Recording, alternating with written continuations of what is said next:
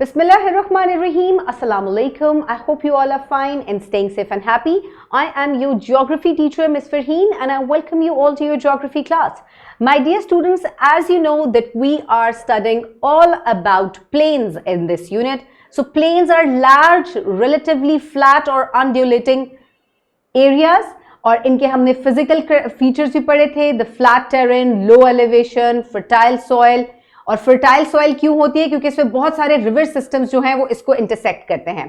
And we have also discussed कि किस तरीके से फ्लड प्लेन्स या जो इसके अंदर जो इसका टेरेन होता है वो किस तरह का होता है. इसके अलावा हमने इनके अंदर डिफरेंसेस भी पढ़े कि on the basis of elevation, vegetation and soil, water bodies, human habitation and formation की बेसिस पे किस तरीके से ये एक दूसरे से डिफरेंट है from the other land forms. So my dear students, आज के लेक्चर में हम क्या आइडेंटिफाई करेंगे? Today we are going to identify different types of plains. ठीक है, जो दुनिया में डिफरेंट टाइप्स ऑफ प्लेन्स हैं हमने उनको आइडेंटिफाई करना है, क्योंकि हमने इनको दूसरे लैंड फॉर्म से डिफरेंशिएट किया. इसके अलावा हमने इनके फिजिकल फीचर्स पढ़े. तो अब इनकी किस तरीके से मुख्तलिफ टाइप्स हैं, वो कैसे एक दूसरे से plains within their types they are different, we are going to study that today. That is knowledge 1.3 from your books. Identify some major types of plains of the world. So my dear students, to understand this objective and this knowledge, you have to open your Geography 7 books, unit number 1, Plains and Rivers, and you will move forward towards page where there is knowledge 1.3 given, that is page number 7. Pause the video and quickly open the page. I hope everybody has opened the page. So my dear students, landforms like mountains, plains and plateaus are mainly shaped by tectonic activity. यानी कि originally ये tectonic activity से बने हैं, लेकिन बहुत से external factors हैं जैसे कि विंड, वाटर, जो कि अपना रोल प्ले करते हैं इनको शेप करने में. So how do they shape them?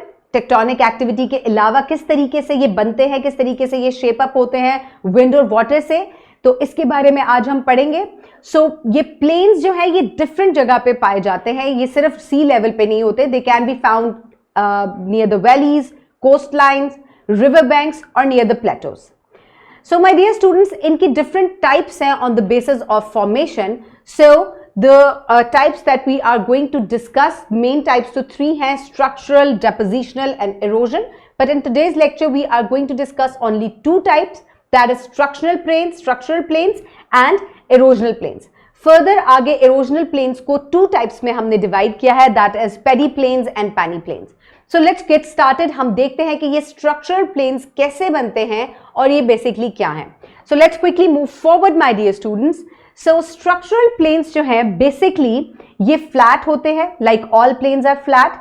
और ये कब बनते हैं? जब अर्थ की क्रस्ट जो है ये अपलिफ्ट होती है या डिप्रेस होती है, लेकिन इसके अंदर ज्यादा फोल्डिंग या बेंडिंग जो है वो रॉक्स की नहीं होती, जिसकी वजह से कोई माउंटेन या प्लेटो नहीं बनता, and they remain flat like this. तो इस तरीके से ये स्ट्रक्चरल प्लेन्स बनते हैं जो कि जमीन के नीचे अपलिफ्ट होने से या डिप्रेस होने से बनते हैं. सो इसकी क्या एग्जांपल्स हैं? The examples of structural plains include the Great Plains of United States, the Russian plains, the Central लोलैंड्स of Australia. ये बहुत ही वास्ट और बड़े बड़े से होते हैं. Let's quickly have a look at them on the world map. So यहां आपको नॉर्थ अमेरिका में द ग्रेट प्लेन्स नजर आ रहे हैं of United States, and here towards the east and north east are the Russian plains, and moving towards the south east you can see the Australian plains which are central लोलैंड्स of Australia. So my dear students, these are the structural planes. सो इसके बाद हम next type की तरफ बढ़ेंगे. आपने ये देख लिया कि स्ट्रक्चरल प्लेन्स किस तरीके से बनते हैं, टेक्टोनिक एक्टिविटी से बनते हैं, but they do not fold और bend too much like the mountains और the plateaus. They remain flat, जिसकी वजह से ये बड़े बड़े वास्ट प्लेन्स जो है ये बनते हैं. So moving on towards the erosional plains. Erosion जैसे कि नाम से ही जाहिर है कि ये ऐसे ये मुख्तलिफ जो इरोसिव एजेंट्स हैं लाइक वाटर एंड विंड, ये उनसे बनते हैं, या ग्लेशियर्स जो हैं जब इरोड करते हैं लैंड को, ये उससे फॉर्म होते हैं. और इन एजेंट्स की वजह से जो प्री एग्जिस्टिंग लैंड फॉर्म होता है वो वियर आउट होता है और उसकी वजह से एक फ्लैट प्लेन सरफेस बन जाती है जिसको प्लेन कहा जाता है. सो माय डियर स्टूडेंट्स, इसकी टाइप्स की तरफ हम चलते हैं. तो there are two types of erosional plains, peneplains and pediplains. So first of all we will have a look at the peneplains. किस तरीके से ये बनते हैं इरोजन से, let's quickly have a look. So my dear students, the penny plains which are called almost plains, इस diagram से हम देखते हैं कि ये किस तरीके से बनते हैं.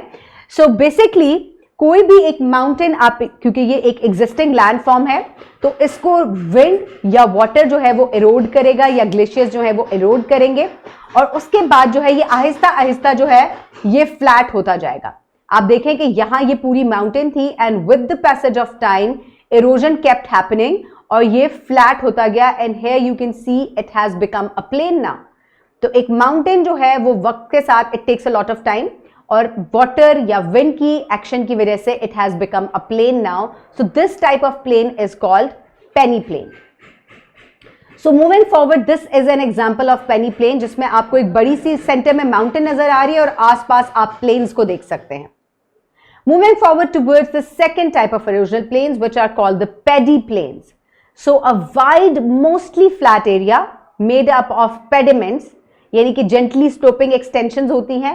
ये भी existing landform से बनते हैं जैसे कि hills या mountains से और उनके ऊपर erosive action होता है of wind and water और उसकी वजह से erosion की वजह से जो है ये lands बनते हैं.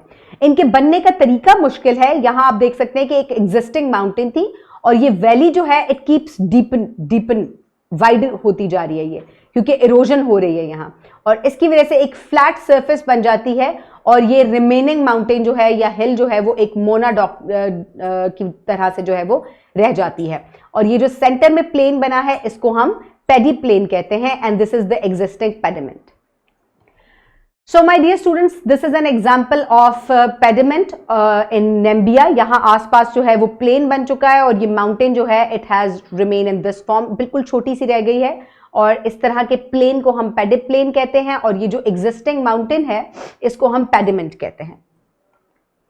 So my dear students, now you know about two types of plains, structural and erosional plains. Next lecture में हम depositional plains के बारे में डिटेल से पढ़ेंगे. But right now you have to practice about these two planes. So you can pause the video, download this worksheet or get it in print form by your teacher and practice about these two planes. I hope you have done it. Now let's quickly move forward towards your homework. For your homework, you will do activity number 3, which is given in your books, in which you will explore the major types of planes around the world. So in this activity you will search for only two types of plane, different structural planes. मैंने आपको world map पे वो already दिखाए हैं and you will also search about penny planes and paddy planes of erosional type. Okay, so this will be your homework. So my dear students, I hope you have enjoyed today's lecture. Keep everybody around you safe. Have a good day. Thank you so much and Allah Hafiz.